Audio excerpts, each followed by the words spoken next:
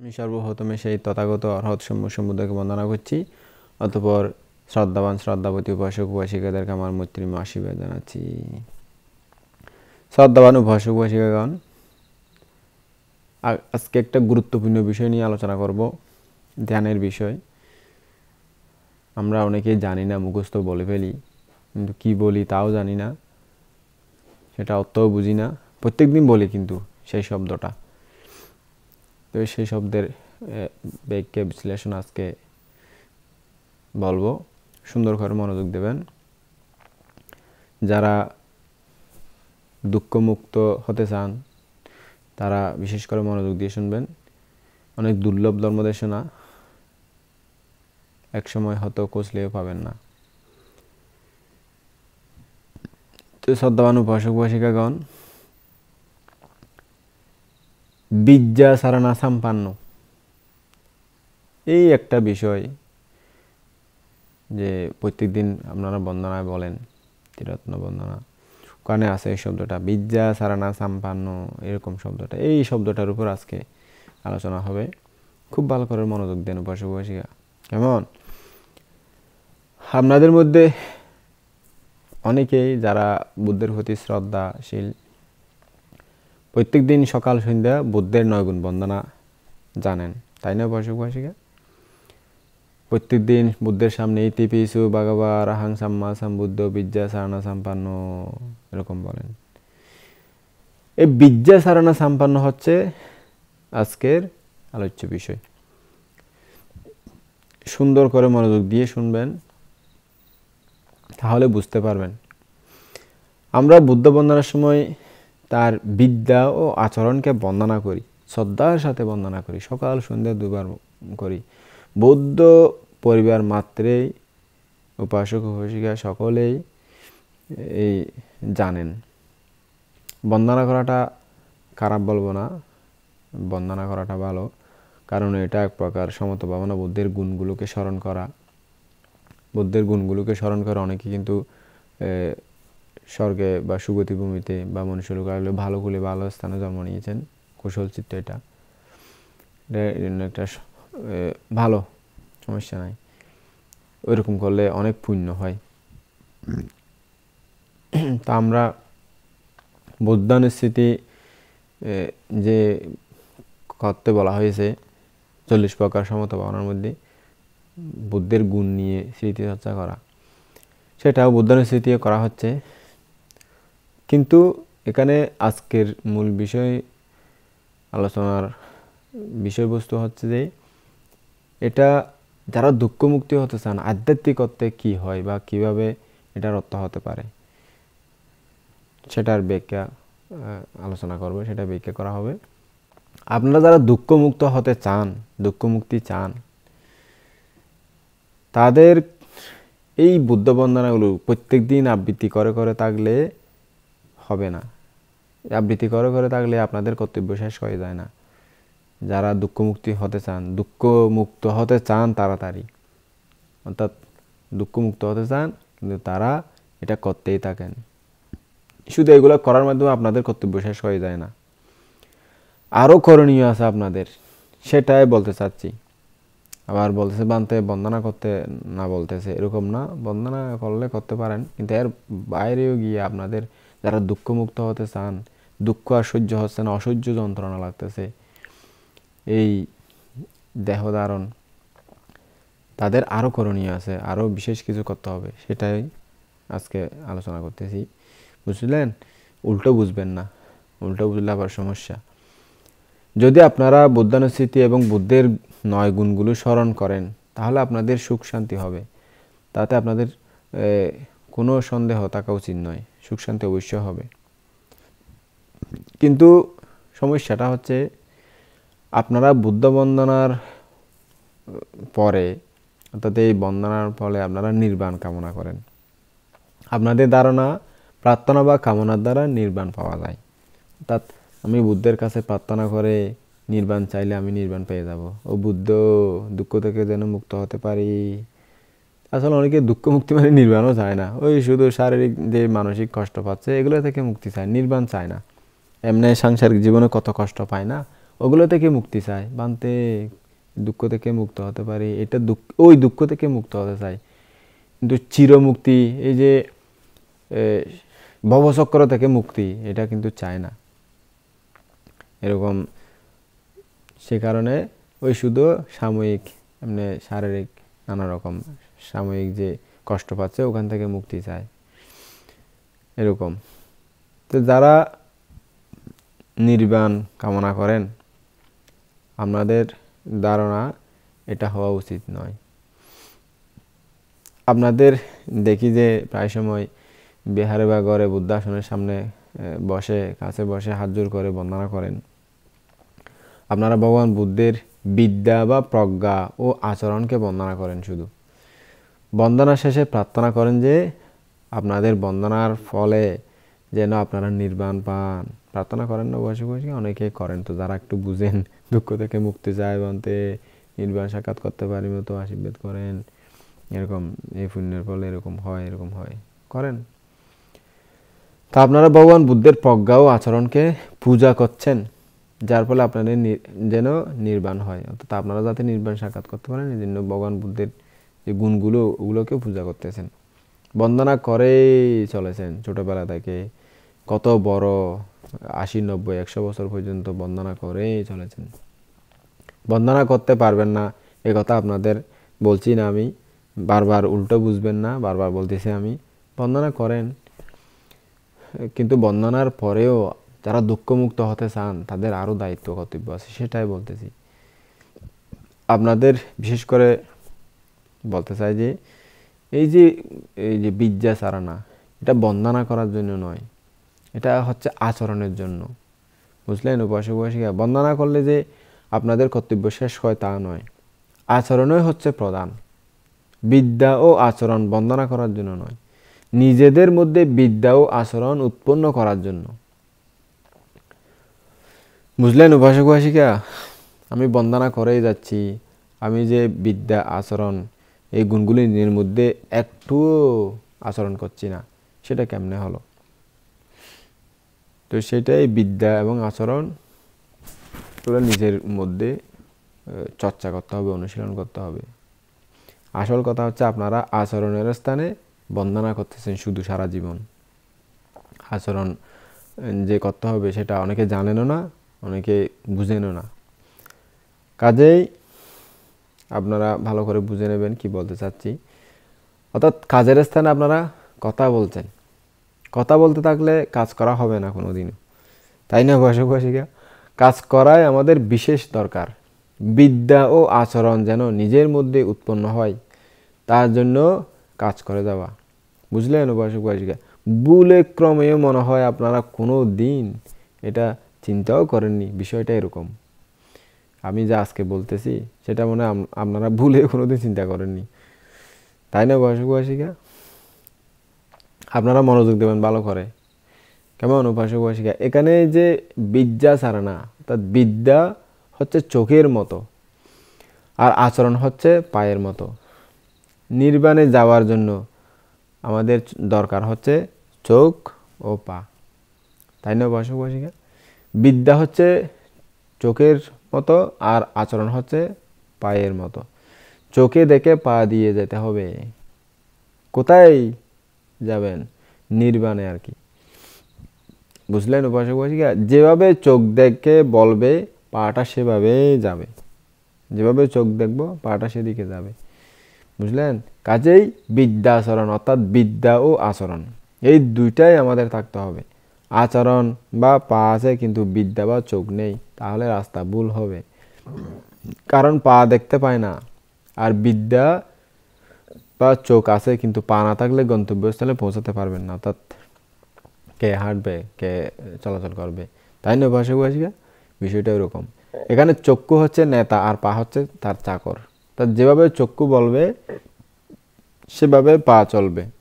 কাজে আমাদের বিদ্যা আচরণ সম্পন্ন হতে হবে, তবেই আমরা আর্য অষ্টাঙ্গিক মার্গে হেঁটে, আর্য অষ্টাঙ্গিক মার্গ পথে চলে নির্বাণে যেতে পারবো, বুঝলেন উপাসক উপাসিকা?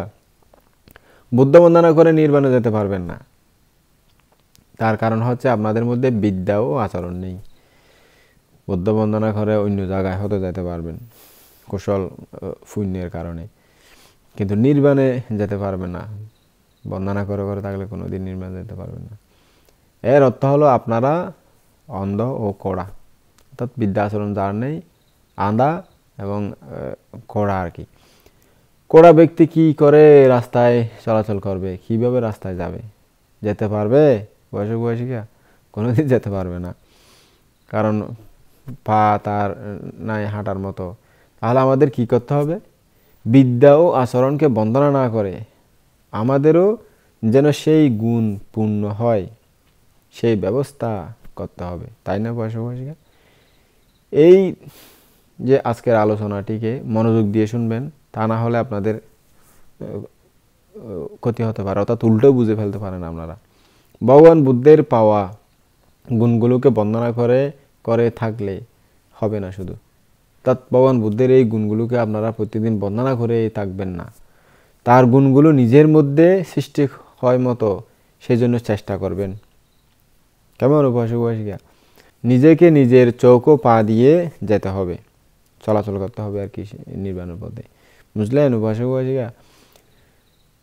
শ্রদ্ধাবান উপাসক উপাসিকাগণ, আপনাদের ভাগ্য ভালো বলতে হবে যে, কারণ ভগবান বুদ্ধের দেশিত সদ্ধর্ম অর্থাৎ নির্বাণ পদায়ী ধর্ম এখনো জগতে বিদ্যমান আছে, এবং ভগবান বুদ্ধের অবর্তমানে এটা তার শিষ্যগণ আপনাদের পথ দেখাচ্ছেন। ভগবান বুদ্ধ পথ দেখিয়ে গেছেন, টিভিটাকে বর্ণনা করে গেছেন, ওগুলো থেকে দেখে শিক্ষা করে তারপরে শিষ্যরা আপনাদেরকে সেই পথ এখনো দুঃখমুক্তির পথ দেখাচ্ছেন। তারা নিজেরাও চলতেছেন, আপনাদেরকেও দেখাচ্ছেন। তা না হলে আপনারা খাওয়ার ওষুধকে শরীরে মালিশ করতেন, তাই না? দেখুন না, আপনারা বিদ্যাচরণকে বন্দনা করতেছেন শুধু সারা জীবন। এটা বন্দনার জন্য নয়, আচরণ করার জন্য, বুঝলেন উপাসক উপাসিকা? মনে করেন পেট ব্যথা হয়েছে, ডাক্তার ওষুধ লিখে দিলেন দিনে 3 বার খাওয়ার জন্য, রুগীটা কিন্তু ওষুধ খেলো না, বেটে গুঁড়ি করে পানি দিয়ে মেশে গায়ে মালিশ করতে থাকলো, মালিশ করতেছে, তাতে কি তার পেট ব্যথা ভালো হয়ে যাবে? হবে না, তাই না উপাসক উপাসিকা? কারণ ওষুধের ব্যবহার সঠিক হয়নি, তাই তার পেট ব্যথা কোনোদিন ভালো হবে না। এভাবে ওষুধের ভুল ব্যবহার বশত অনেকেই মারা গেছেন, স্বাভাবিক মারা যাবেন, উল্টো উল্টো ব্যবহার করলে তো মারা যাবেন, অর্থাৎ চোখ ও পা ছাড়াই মারা গেছেন, বুঝেছেন তো উপমাটা? তাদের মতো নিজের ক্ষতি না করে আপনারা নিজেরা বিদ্যা আচরণ সম্পন্ন অর্থাৎ চোখ ও পা সম্পন্ন হয়ে মরার চেষ্টা করুন, তাহলে জীবনটা সার্থক হবে, বুঝেছেন তো উপাসক উপাসিকা? কথায় কথায় সকলেই নিজেকে সত্যবাদী দাবি করেন, অর্থাৎ আমি সত্যবাদী, আমি সত্যবাদী। সত্যকে কিন্তু বাইরের বস্তু মনে করলে ভুল হবে, অর্থাৎ আধ্যাত্মিক জগতের মধ্যে আধ্যাত্মিক যারা পরমাত্ম জগতে সত্যকে বাইরের বস্তু মনে করলে ভুল হবে। আমাদের শরীরকে দুঃখ সত্য বলে, কাজেই সত্যকে পেতে হলে আমাদের শরীরেই কষতে হবে, বুঝলেন উপাসক উপাসিকা? সত্য কিভাবে প্রকট হয় তা পূজনীয় যে ও বিমলা মহাতেরো বান্তে স্পষ্ট করতে গিয়ে বলেছিলেন যে, অর্থাৎ উনি অরহত বান্তে ছিলেন, উনি বলেছেন যে, মনে করেন আপনাদের খিদে পেয়েছে, খিদে লাগছে, খিদেটা শুকনো দুঃখ, উপাসক উপাসিকা দুঃখ, তাই না? এটাই সত্য, অর্থাৎ দুঃখ সত্য, বুঝলেন উপাসক উপাসিকা? খিদে হলে আমাদের এই রূপস্কন্ধ শরীরটা পর্যন্ত দুর্বল হয়ে পড়ে, তার মানে ক্ষুধা পাওয়াটা দুঃখ সত্য। এরূপ জ্ঞান দিয়ে দেখুন, বুঝলেন উপাসক উপাসিকা? খিদে বা পিপাসার ফলে যে দুঃখ বেদনা উৎপন্ন হয়েছে সেই দুঃখ বেদনা উৎপত্তির পর বিনাশ হবে, বুঝলেন উপাসক উপাসিকা? বেদনাটা কি যদি বলেন বেদনাটা কি, তাহলে তার উত্তর হবে বেদনা স্কন্ধ, অর্থাৎ নাম স্কন্ধ। নাম স্কন্ধ হচ্ছে দুঃখ সত্য, বুঝলেন উপাসক উপাসিকা? আপনার যে দুঃখ সত্য উৎপন্ন হয়েছে তা আহারের অভাবে, খাওয়ার অভাবে। ক্ষুধার উৎপত্তি মানে দুঃখ সত্যের উৎপত্তি। ক্ষুধা উৎপত্তির ক্ষণে যদি আপনি জানেন যে আপনার ক্ষুধা উৎপন্ন হয়েছে, তাহলে আপনি উৎপত্তি দর্শন করলেন, বুঝলেন উপাসক উপাসিকা? ক্ষুধা হওয়াটা হচ্ছে দুঃখ সত্য, আর তার উৎপত্তিকে যেই জ্ঞানটা জানে তাকে মার্গ সত্য বলে। বুঝলেন? মনে রাখুন উপাসক উপাসিকা, এখানে দুঃখ সত্য ও মার্গ সত্য দুইটাকে জানতে পারলেন। আবার দেখুন, যখন আমাদের পেটে খিদে হয় তখন আমাদের কি খাবার ইচ্ছে হবে না? অবশ্যই ক্ষুধা লাগলে তো সবার খাবার ইচ্ছে হবে, কারণ খাবার না খেলে শরীর দুর্বল হয়ে যাবে, হাঁটাচলা করতে পারবো না, চলাফেরা করতে পারবো না, এমনকি মারাও যেতে পারে। তাই আপনারা শরীরের প্রতি স্নেহ বসে খাবার খান, খাবার খেতেই হয় শরীর থাকলে, তাই না উপাসক উপাসিকা? এইভাবে শরীরের প্রতি মায়া করে ভাত খাওয়ার ইচ্ছাটা হচ্ছে সমুদয় সত্য বা কারণ সত্য আর কি। বুঝলেন উপাসক উপাসিকা?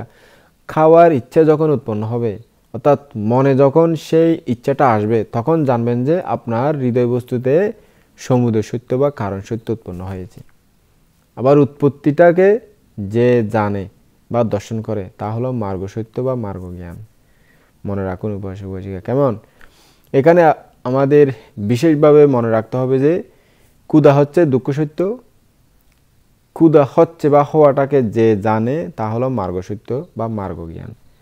খাওয়ার ইচ্ছাটা হলো সমুদয় সত্য বা কারণ সত্য, খাওয়ার ইচ্ছাটাকে যে দর্শন করে বা জানে তা হলো মার্গ সত্য বা মার্গ জ্ঞান। বুঝতে চেষ্টা করুন উপাসক উপাসিকা, এবং বিষয়টা জটিল হলেও ভালো করে চেষ্টা করলে বুঝতে পারবেন। আরও একটু স্পষ্ট হওয়ার জন্য আমি আবার আলোচনা করতেছি। মনে করুন খাওয়ার জিনিসটা হচ্ছে বস্তু, তাই না উপাসক উপাসিকা? এই বস্তুর কোথায় অভাব হয়েছে? শরীরে। শরীরটা কি স্কন্দ? রূপস্কন্দ। আর খাওয়ার বস্তুটা কি? রূপস্কন্দ, তাই না? তাহলে বোঝা যাচ্ছে যে এক রূপস্কন্দের প্রয়োজনে আরেকটা রূপস্কন্দের প্রয়োজন হচ্ছে, অর্থাৎ অন্য একটা রূপস্কন্দের প্রয়োজন হচ্ছে। এটাকে আমরা ক্ষুধা বলছি। বুঝলেন উপাসক উপাসিকা? এই যে আমরা রূপস্কন্দ বলছি তা কি সত্য বলতে পারেন? সেটা হলো দুঃখ সত্য। মনে থাকবে তো উপাসক উপাসিকা? রূপস্কন্দ 4 প্রকার আছে।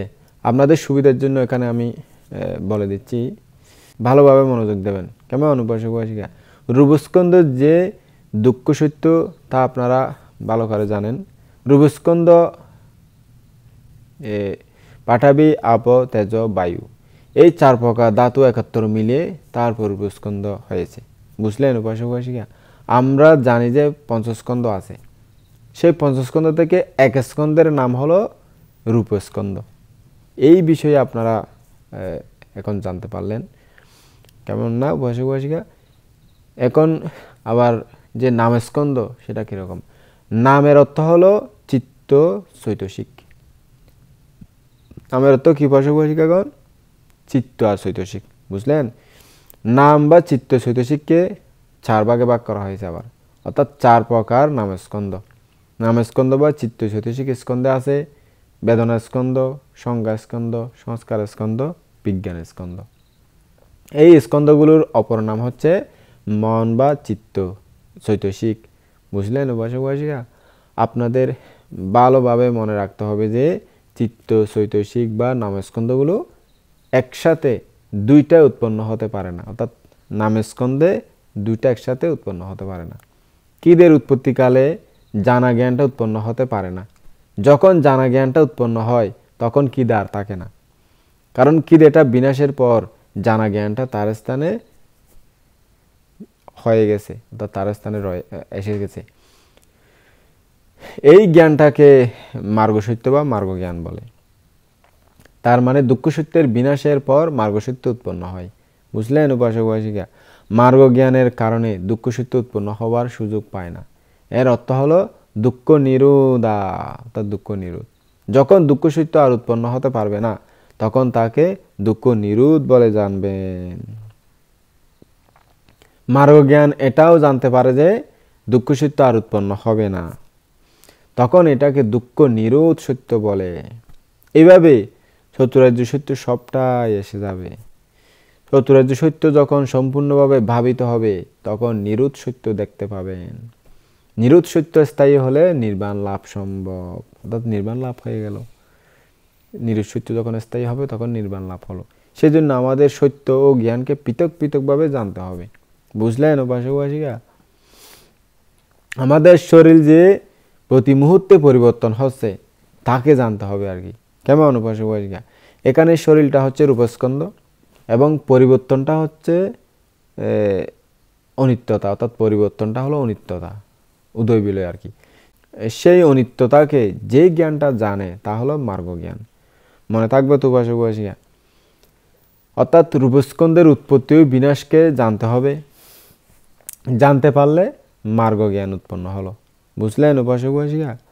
আবার নামস্কন্ধ উৎপত্তি ও বিনাশ হবে, তাকেও আপনাদের জানতে হবে। যেমন মনে করুন আপনাদের মনে লোভ চিত্ত উৎপন্ন হয়েছে, লোভ চিত্তটা হচ্ছে নামস্কন্ধ, দুঃখ সত্য। নামস্কন্ধ আমাদের হৃদয় বস্তুতে উৎপন্ন হয়। লোভ চিত্ত উৎপন্নকালে যখন আপনি তাকে দর্শন করবেন তখন দেখবেন যে লোভ চিত্ত আর নেই, বিনাশ হয়ে গেছে। কারণ লোভ চিত্তের উৎপত্তি স্থানে জ্ঞান দখল করে বসে আছে। অর্থাৎ লোভ চিত্ত যেখানে উৎপন্ন হবে সেখানে জ্ঞান এসে দখল করে বসে আছে। এটাকে মার্গ জ্ঞান বলে। লোভ চিত্ত হচ্ছে সমুদয় সত্য, আর সেই সমুদয় সত্যের উৎপত্তি ও বিনাশকে যে জ্ঞান দর্শন করে তার নাম হলো মার্গ জ্ঞান। এর অর্থ হলো দুঃখের কারণ সত্যের, অর্থাৎ দুঃখ সমুদয় সত্যের অনিত্যতাকে, উদয় বিলয়কে যখন মার্গ জ্ঞান বা মার্গ সত্যের দ্বারা দর্শন করা হয় তখন সমুদয় আর উৎপন্ন হতে পারে না, অর্থাৎ লোভচিত্ত উৎপন্ন হতে পারে না ওখানে। ফলে দুঃখ সত্যের উৎপত্তির সুযোগ হয় না। এটাকে দুঃখ নিরোধ সত্য বলে। বুঝলেন উপাসক উপাসিকা? দুঃখ সত্য, দুঃখ সমুদয় সত্য, দুঃখ নিরোধ সত্য এবং মার্গ সত্য, অর্থাৎ দুঃখ নিরোধগামী প্রতিপদা সত্য আর কি। চারির্য সত্য এসে গেল এখানে সবগুলো। শ্রদ্ধাবান উপাসক উপাসিকাগণ, যারা বিদেশ সম্ভাবনা করেন তারা বুঝতে পারেন যে চারটা সত্য ছাড়া আর কিছু নেই। সেজন্য ভগবান বুদ্ধ মঙ্গলসূত্রে বলেছেন আরিয়াসাসানা দাসানাং, অর্থাৎ চারার্য সত্য দর্শন করাই উত্তম মঙ্গল। কারণ আমরা প্রত্যক্ষভাবে যারা বিদেশ সম্ভাবনা করেন এই বিদেশ সম্ভাবনা চর্চার মাধ্যমে দেখতে পাওয়া যায় যে চারির্য সত্য দর্শন হলো দুঃখ নিরোধ হয়। অর্থাৎ চারির্য সত্য যখন দর্শন হয়, চারির্য সত্য যখন দর্শন হয় তাদের দুঃখ নিরোধ হয়ে যায়। তাই না উপাসক উপাসিকা? তাহলে আমাদের এখন সত্যকে জানা হয়ে গেল। মনে রাখুন, সত্যকে জানতে হলে বিদেশ সম্ভাবনা করতে হয়। বুঝলেন উপাসক উপাসিকা? মনে রাখবেন যে বইতে লেখা সত্যকে জানলে সত্য জ্ঞান কোনোদিন হয় না। সেজন্য প্রত্যক্ষভাবে ভাবনার চর্চার প্রয়োজন হয়। কেমন উপাসক উপাসিকা? আপনাদের কি মনে হয় যে বইতে লেখা সত্য কি আসল সত্য? বইতে তো অনেক কিছু লেখা আছে। মনে রাখবেন উপাসক উপাসিকাগণ, যা বইতে লেখা আছে তা হচ্ছে ডায়েরি মাত্র। পঞ্চস্কন্ধের উৎপত্তি ও বিনাশকে অক্ষর দিয়ে লিখে রাখা হয়েছে মাত্র।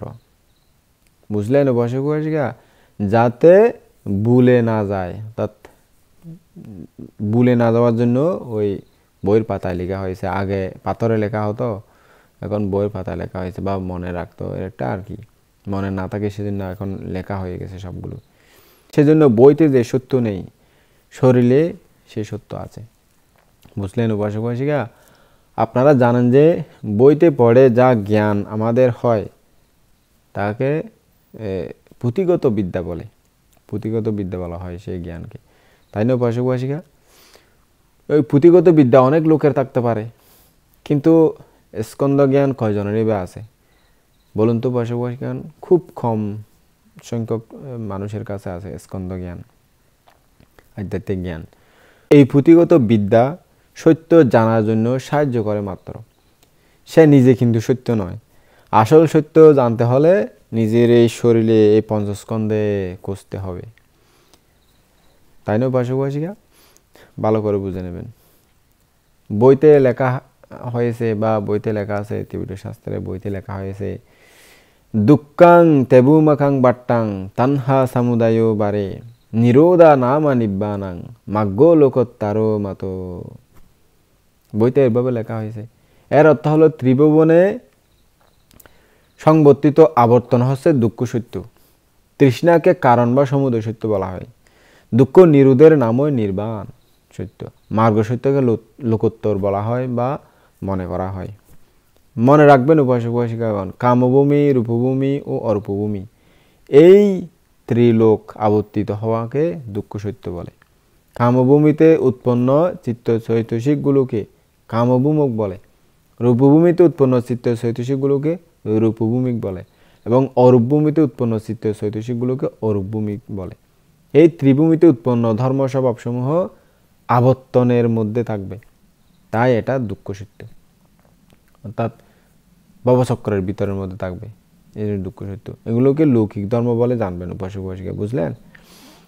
লৌকিক চিত্ত হচ্ছে 81 প্রকার, লোভ চিত্ত বাদ দিলে চৈতসিক 51 প্রকার, রূপ আবার 28 প্রকার, এগুলোকে দুঃখ সত্য বলে।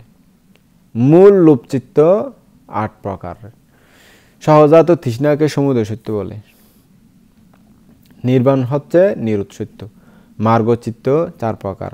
আর্যষ্টাঙ্গিক মার্গ হচ্ছে মার্গ সত্য, অর্থাৎ দুঃখ প্রতিপদা মার্গ সত্য। এই 4 প্রকার মার্গ চিত্তে 36 প্রকার চৈতসিক যুক্ত হয়। এর মধ্যে প্রজ্ঞা, বিতর্ক, সম্যক বাক্য, সম্যক কর্ম, সম্যক আজীব, সম্যক প্রচেষ্টা, সম্যক স্মৃতি, সম্যক সমাধি আছে। এই প্রজ্ঞা থেকে সমাধি পর্যন্ত 8 প্রকারকে মার্গ সত্য বলা হয়। এই বিষয়গুলো ত্রিপিটকে সুন্দরভাবে লিপিবদ্ধ করা হয়েছে, অর্থাৎ লিখে রাখা হয়েছে। সেজন্য বলি যে বইতে যা লেখা হয়েছে তা সত্যের বর্ণনা মাত্র। মূল সত্যগুলো হচ্ছে আমাদের শরীরে বা পঞ্চস্কন্ধেই বিদ্যমান। মনে থাকবে তো উপাসক উপাসিকা, এখানেই খুঁজতে হবে, মূল সত্যগুলো এখানেই পাবেন। আমাদের শরীর বা পঞ্চস্কন্ধকে কিভাবে দর্শন করা উচিত, যাকে দর্শন করলে সত্য দর্শন করা হবে। মনোযোগ দিন উপাসক উপাসিকাগণ, আমি বলতেছি, আপনারা যে এখন ধর্মদেশনা শুনতেছেন, যারা ধর্মদেশনা শুনতেছেন, তা হলো রূপস্কন্ধ। তো রূপস্কন্ধ কার আদেশে বসে শুনছেন, কার আদেশে ধর্মদেশনা শুনছেন? নামস্কন্ধ বা চিত্তের আদেশে না। মন যদি না বলে, চিত্ত যদি না বলে ধর্মদেশনা শুনতে পারবেন? ইচ্ছা হবে, শুনবে না। মনে আদেশ করছে, বলছে, তাই ধর্মদেশনা শুনতেছেন বা শুনতে চেষ্টা করতেছেন।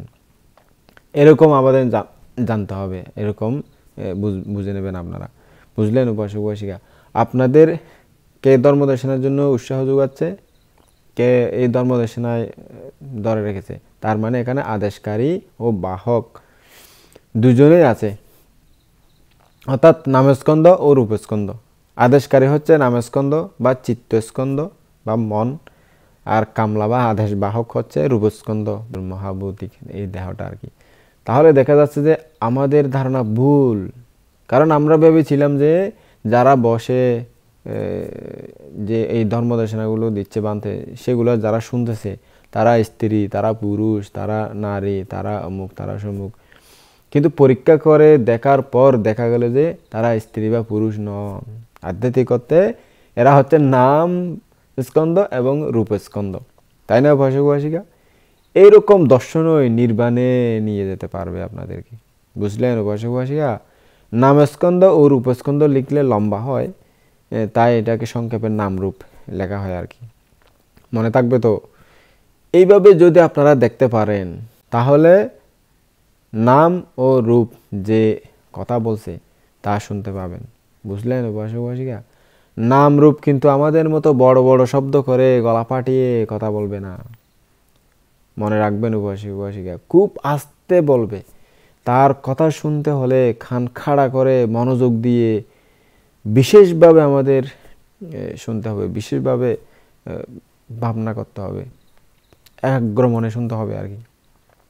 এদের কথা শোনার জন্য মনের একাগ্রতা বিশেষ প্রয়োজন, বুঝলেন উপাসক উপাসিকা? আমরা যদি পৃথিবী ধাতুকে বড় বড় পাথর বা মাটি, পাহাড়, পর্বত রূপে দেখি, তাহলে সঠিক দেখা হলো না।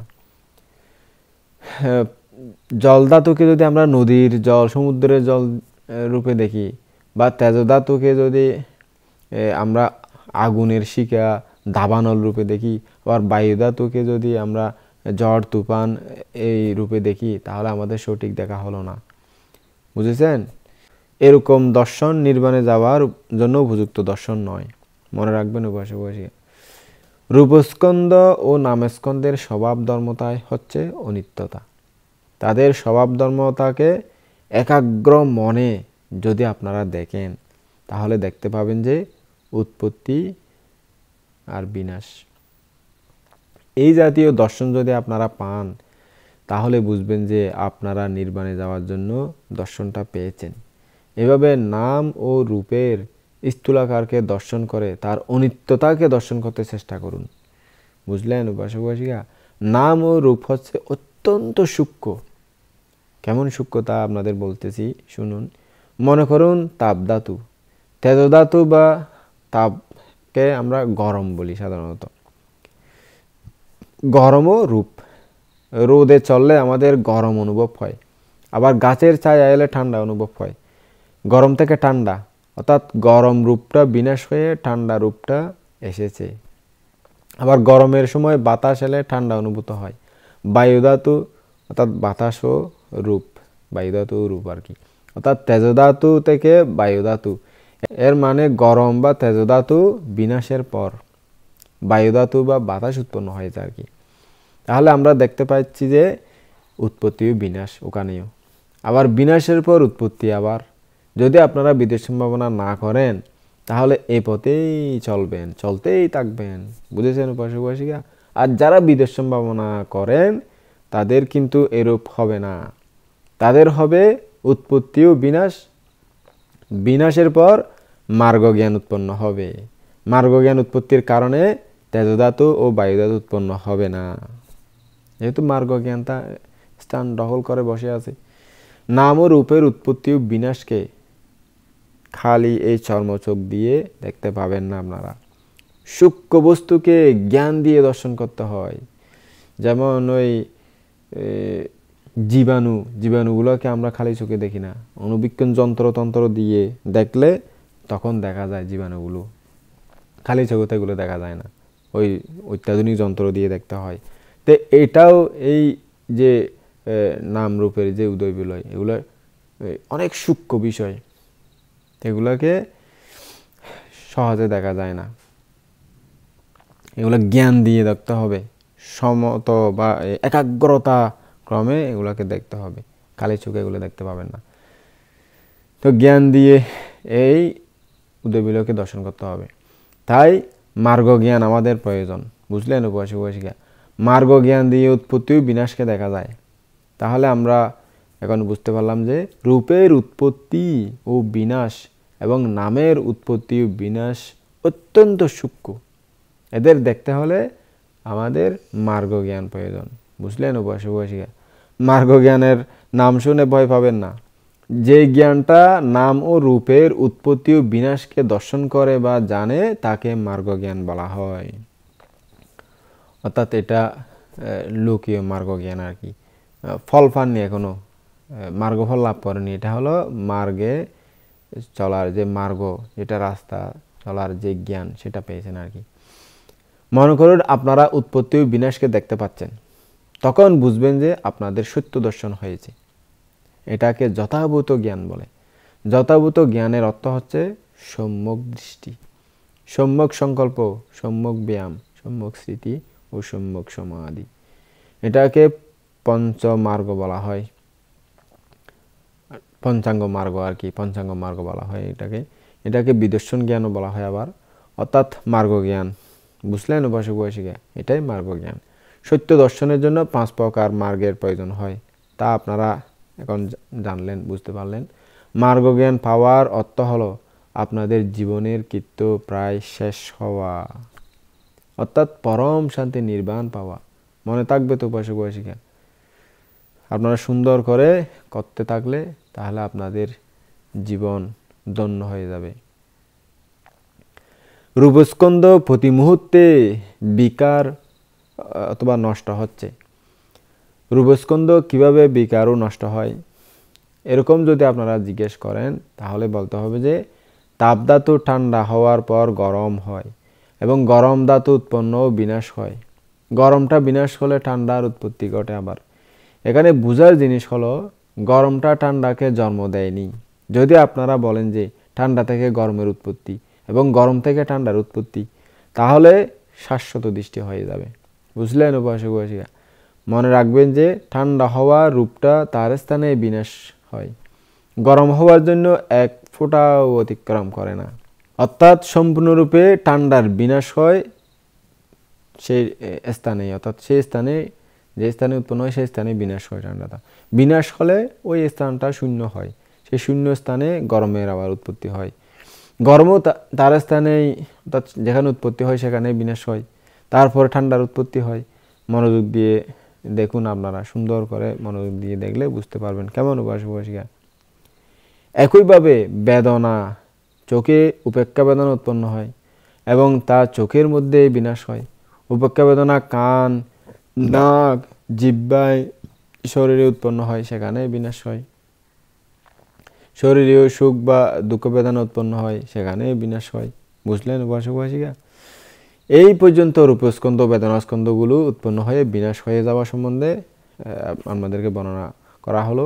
মনে রাখবেন উপাসক উপাসিকা, সংজ্ঞা ও সংস্কারগুলোও রূপ ও বেদনাস্কন্ধের মতোই।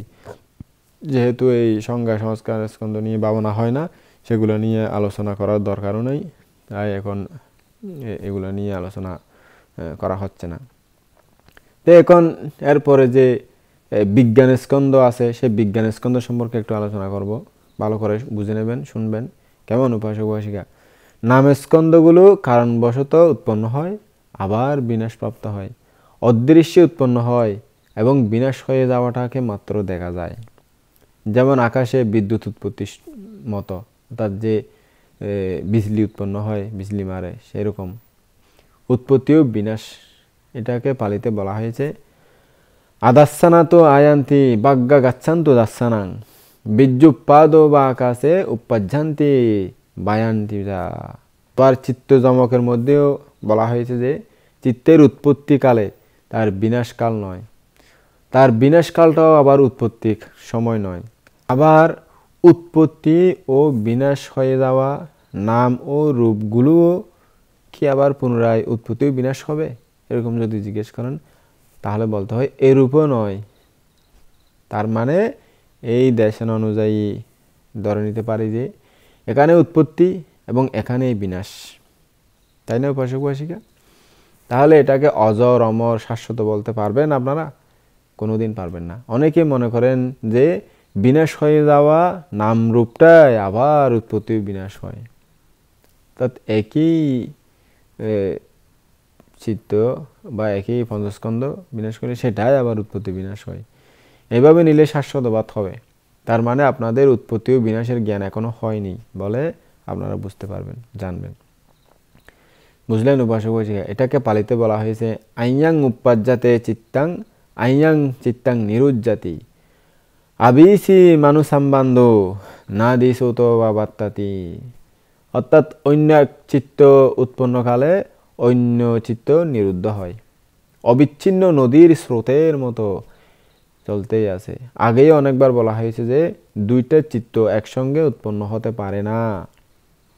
এক চিত্ত উৎপন্ন হবে, আবার তার বিনাশের আগে কোনো চিত্ত উৎপন্ন হতে পারবে না, সেখানে বিনাশের পরই আরেকটা চিত্ত উৎপন্ন হতে পারবে। এটা মনে রাখবেন উপাসক উপাসিকা। বুঝলেন? আপনাদের কিভাবে বিদেশ সম্ভাবনা করতে হবে আরও কিছু জানার বিষয় বলতেছি। দুঃখ সত্য হচ্ছে আমাদের বিদর্শনের বিষয়, বুঝছেন, চারিত্রিক সত্যের প্রথম সত্য। কিন্তু দুঃখ সত্য কাকে বলে তা আপনাদের জানতে হবে। দুঃখ সত্য হচ্ছে নাম ও রূপ স্কন্ধ, এটাকে আবার পঞ্চস্কন্ধ বলা হয়। এই 5 প্রকার স্কন্ধগুলো হচ্ছে রূপস্কন্ধ, বেদনাস্কন্ধ, সংজ্ঞাস্কন্ধ, সংস্কার স্কন্ধ, বিজ্ঞান স্কন্ধ, তাই না উপাসক উপাসিকা? সব স্কন্ধ একসঙ্গে ভাবনা করা যায় না, অর্থাৎ সব স্কন্ধকে নিয়ে একই সাথে ভাবনা করা যায় না, একটা একটা করে ভাবনা করতে হয়। মনে করুন আপনার মনে হয়েছে রূপস্কন্ধকে নিয়ে ভাবনা করবেন, তাই করুন। আরেকজনের ইচ্ছা হলো বেদনাস্কন্ধকে নিয়ে ভাবনা করবেন, সে সেরকমই করুক, সমস্যা নাই। অর্থাৎ আপনাদের পছন্দের মতো যে কোনো স্কন্ধকে নিয়ে ভাবনা করতে পারেন। বুঝলেন উপাসক উপাসিকা? কিন্তু মনে রাখতে হবে যে আপনারা যে স্কন্ধকে নিয়ে ভাবনা করবেন সেই স্কন্ধের উৎপত্তি ও বিনাশকে না দেখা পর্যন্ত ভাবনা করবেন। বুঝলেন উপাসক উপাসিকা? যদি ভাগ্যক্রমে আপনারা স্কন্ধের উৎপত্তি ও বিনাশকে দেখতে পান তাহলে মনে করবেন যে আপনাদের পদক্ষেপ সঠিক হয়েছে। বুঝলেন উপাসক উপাসিকা? আর হাতছাড়া করবেন না। মনোযোগ দিয়ে করতে থাকুন, একাগ্র মনে, কঠোরভাবে, অদম্য প্রচেষ্টায়। কেমন উপাসক উপাসিকা? উপমা দিচ্ছি, আপনারা বুঝে নেবেন। মনে করেন আম গাছে ফল ধরেছে। ফল ধরার অর্থ হলো একদিন সে ফল পাকবে, তাই না উপাসক উপাসিকা?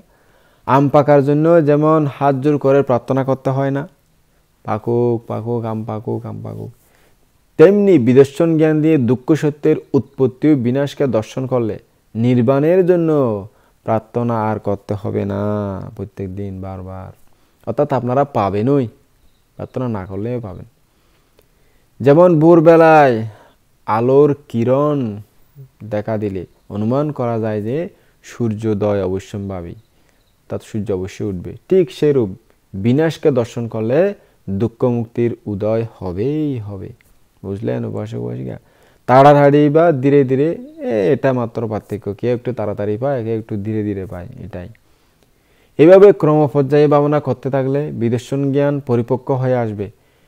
উৎপত্তি ও বিনাশকে যে দর্শন করে তাকে বিদর্শন জ্ঞান বলা হয়। বুঝলেন? এজন্য বলা হয়েছে পারিপাক্কা খামে নেওয়া পারিভাবিতা ভাবনা পারিসজ্জান্তি সাংকারে পাক্কান্দাতি আশঙ্কাতে জানে তানুত্তারাং মাগ্গাবাসে বানা বিশেষাত কাট্টা সাংগাট্টানা জাতা আচ্ছি ধুমা বা বাসুরান্তি। অর্থাৎ ক্রমপর্যায়ে ভাবিত ভাবনা পরিপক্ক হয়ে আসবে। পরিপক্ক হয়ে অবশেষে সংস্কার ধর্মসমূহকে ত্যাগ করে অসংস্কৃত ধর্মে নির্বাণে প্রবেশ করবে। তখন অনুত্তর মার্গ, 8 প্রকার লোকোত্তর মার্গ বিশেষভাবে সহায়তা করবে। যেমন 2টি শুকনো কাঠের বারবার ঘর্ষণের ফলে আগুন জ্বলে উঠে। আপনারা অনেকেই দেখে থাকতে পারেন যে যারা পাহাড়ে পর্বতে আগে থাকতেন তাদের কাছে কোনো ম্যাচ বা গ্যাস কোনো এগুলো ছিল না। এরা শুষ্ক যে শুকনো কাঠ বা শুকনো বাঁশ, সে বাঁশে গসতে গসতে গসতে গসতে একটার পর একটা গসতে গসতে তারপরে অনেকক্ষণ গসে, ওই গসার পর আগুন উৎপন্ন হয় আর কি। ওই ঘর্ষণটা থেমে থেমে করলে কিন্তু আগুন উৎপন্ন হবে না। যতক্ষণ পর্যন্ত আগুন জ্বলে না উঠে ততক্ষণ পর্যন্ত গসতে হবে।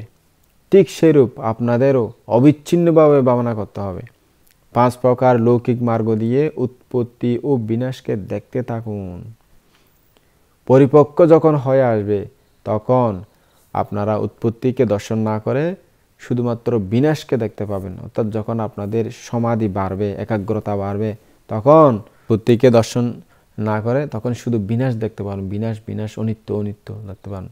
বিনাশ বা অনিত্যতা দর্শন করতে থাকলে এমন সময় আসবে, এমন একটা সময় আসবে আপনি সব কিছুতে অনিত্য অসার দেখবেন।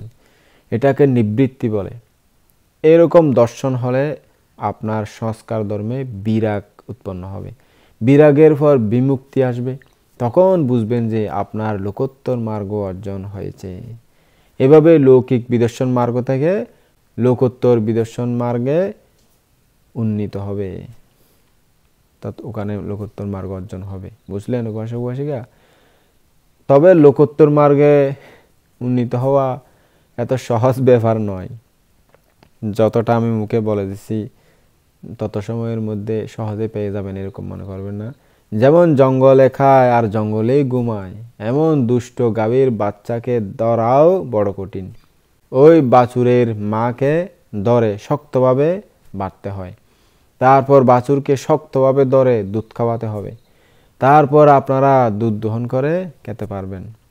দুষ্ট গাভীর দুধ খেয়ে বড় হয়েছে এমন গরুকে শাসন করা যেমন কঠিন, তেমনি পঞ্চকামগুণের রসে মত্ত মানুষদের ধর্মজ্ঞান হওয়াও বড়ই কঠিন। কাজেই আপনাদের সাবধান থাকতে হবে। কামতৃষ্ণা রসে এমনভাবে মত্ত থাকেন যে আপনারা নিজেদের শরীর যে একদিন মৃতদেহে পরিণত হবে তাও আপনারা জানেন না, সেই চিন্তাও আপনারা আসেন না। জানেন না কি উপাসিকা? সে কথা মনে পড়ে, ভুলে মনে পড়ে না। এখন এই স্মার্ট যুগে মোবাইল দেখতে দেখতে ঘুমিয়ে যায়, টিভি দেখতে দেখতে ঘুমিয়ে যায়, আজে বাজে চিন্তা করতে করতে ঘুমিয়ে যায়। কোথায় সেই চিন্তা? Enjoy, just for enjoy, enjoying life.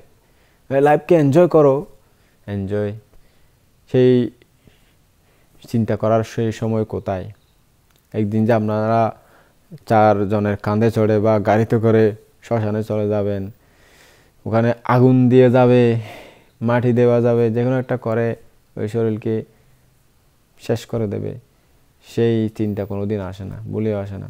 তার মানে আমাদের শরীরের গন্তব্যস্থান হলো শেষ পর্যন্ত শ্মশান, তাই না পয়সা? আপনারা যদি কামরসে মত্ত থাকেন সবসময় সারা জীবন, তাহলে বারবার ওই শ্মশানে যাওয়ার জন্য প্রস্তুত থাকুন। ওই মৃতদেহ পড়তেই থাকবে, মরতেই থাকবে, শ্মশানে যেতেই থাকবেন, লক্ষ লক্ষ বছর এভাবে মরতেই থাকবেন। অনেক সময় আপনাদের সাহস দেখে অনেক আশ্চর্য হতে হয়। কেমন কথা, আপনাদের একটু সম্বেকও জাগে না, আপনাদের সাহসের প্রশংসা অপেক্ষা রাখে না, আপনাদের সাহসের কথা বলে শেষ করাও যাবে না, এমন সাহসী আপনারা, একটু সংবেগ পর্যন্ত জাগে না, চিন্তাও করেন না। দেখুন না, আপনাদের শরীর একদিন না একদিন শ্মশানে যাবে, তাই না বয়সিকা? তখন আপনাদের আত্মীয় স্বজন কি করবেন?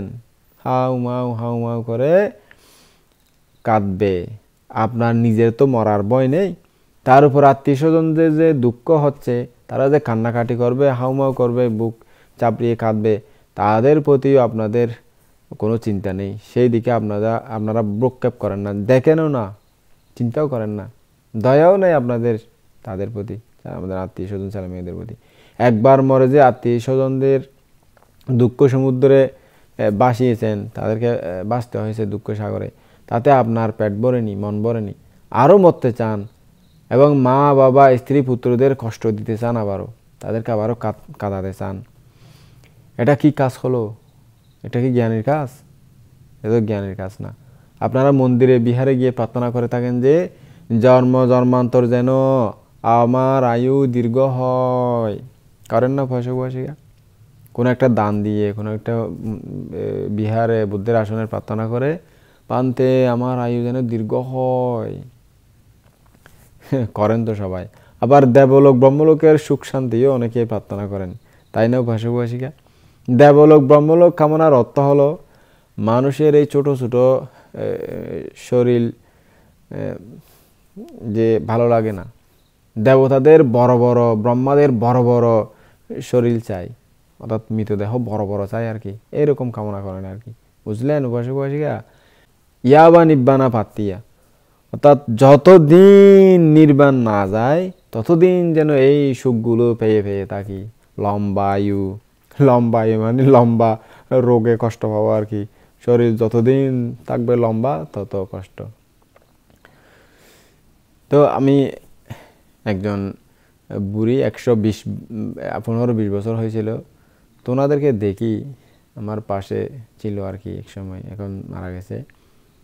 তো ওনাকে বলেছি কেমন আছেন, ভান্তে আশীর্বাদ করেন, তাড়াতাড়ি যাতে মারা যায়, ওই যারা বৃদ্ধ হয়, রোগে শোকে যন্ত্রণা, জরা ব্যাধি ধরে ফেলে, তখন আর লম্বা আয়ু চায় না। যখন বয়স থাকে, চলতে পারে, ইয়ং হৃষ্টপুষ্ট, তখন লম্বা আয়ু কামনা করে। ইয়াবা নিব্বানা পাত্তিয়া, যতদিন নির্বাণ না যায় ততক্ষণ যাতে এই সুখগুলো পেয়ে পেয়ে থাকি। নির্বাণ যে কখন পাবেন তার কোনো নিশ্চয়তা নেই, কারণ যতদিন কামনা বা প্রার্থনা করতে থাকবেন ততদিন নির্বাণ পাওয়া যাবে না, জন্মই পাবেন। জন্ম পেলে এই মরা মানুষ হতেই হবে, অর্থাৎ এই সব অধিকার তো আপনার থাকবেই, মৃত হওয়ার। সব পেলে চোখের জল তো পড়বেই, জ্বরবেই, তাই না উপাসিকা? কষ্ট দুঃখ তো বাড়বেই। এই জন্য বলেছিলাম আপনাদের মতো সাহসী ব্যক্তি আর নেই, অনেক সাহসী আপনারা।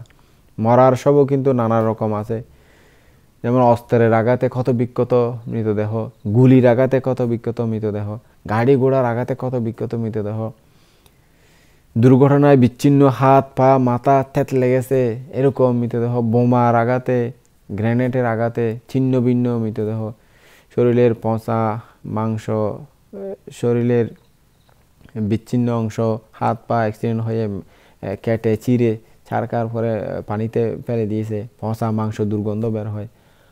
কত রকম মৃতদেহ আছে, কত রকম শরীর মৃতদেহ।